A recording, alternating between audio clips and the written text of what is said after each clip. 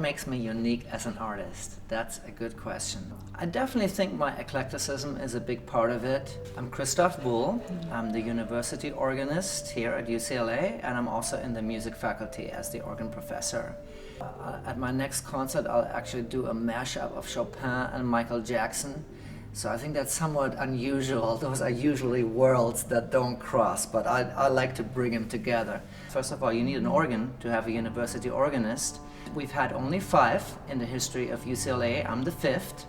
It also entails giving concerts for UCLA Live, playing for graduations at the end of the year, and then sometimes we have special events here at Royce Hall. A very important part of being an organist is pulling stops. And pulling out all the stops comes from the organ, that's saying. And every stop here corresponds to a certain sound. For example, here we've got flute. So if I play and pull stops, the sound changes.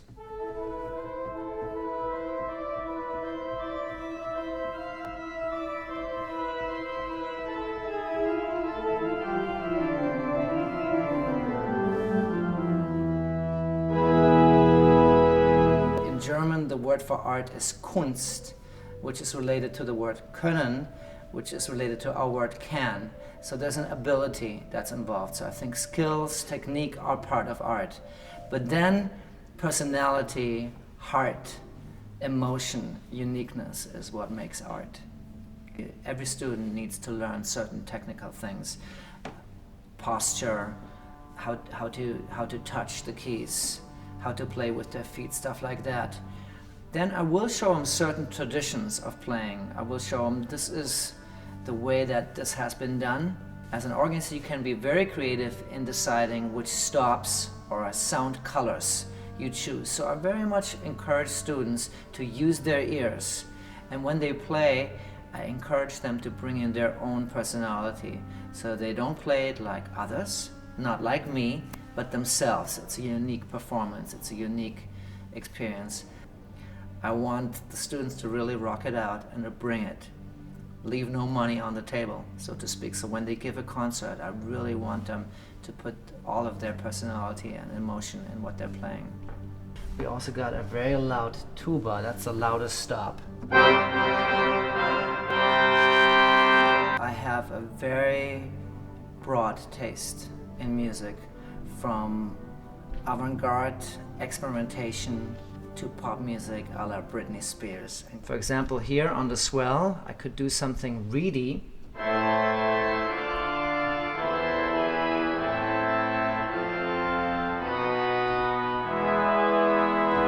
I could create a dialogue with one of the other manuals.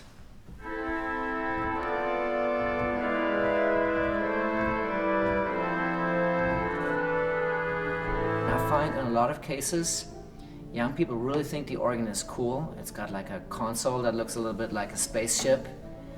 And I like combining this ancient type of high-tech, which is what the organ is. It's a very involved instrument. It's ancient hip, and combine that with new high-tech like laptop musicians, projections, and so on. I also feel that organ and electronic music works well together because the organ is the original synthesizer. I want every concert to be an event. It's not supposed to be just a concert of music, but if at all they can feel better about life when they walk out of the hall, that would be very great. I try to let my own influences shine, which are both classical, but also rock and jazz. So sometimes I'll play a classical piece as if I was a rock musician with a very strong sense of rhythm, or I'll play a classical piece like a jazz musician by improvising on it. And then I'm going to add Bach's theme in the right hand.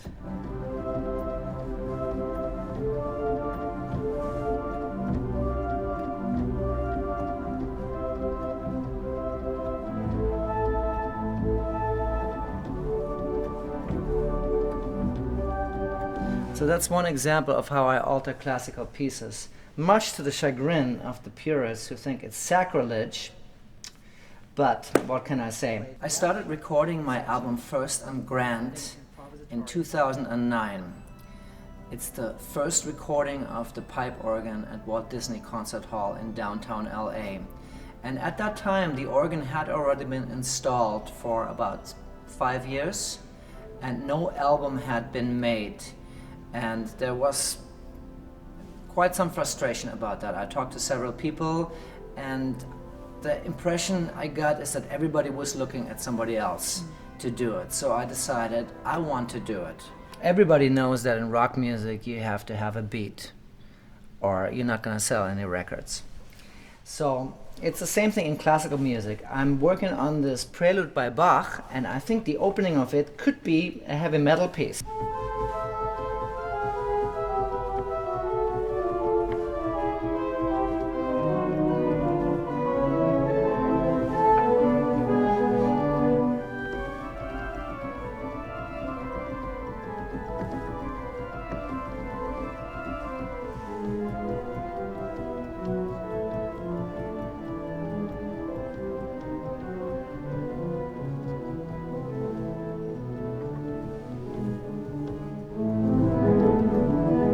I wanted to show the whole bandwidth of the instrument, show a lot of different colors. So I decided I wasn't gonna do just one composer or one theme, but rather show different styles of music and different composers. I included Bach, Prelude and Fugue in A minor, an arrangement of Samuel Barber's Adagio for strings, Nikolaus Brunn's Prelude in E minor, and then I decided it has to have my own music too. So I included probably 3 or 4 original pieces or arrangements. Since I'm a big Beatles fan, I would like to do a Beatles song. And probably one of my all-time Beatles favorites is A Day in the Life, the closing song of Sgt. Pepper's Lonely Hearts Club Band. I'm one of few organists who sing while playing the organ.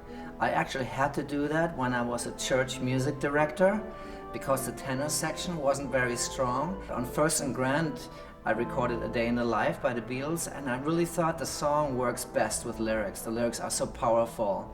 And of course there's one thing that only we organists do, which is play with our feet. So we've got some very low rumbly pipes, and the more I pull, the more sound I get. So I'm gonna build up a massive sound.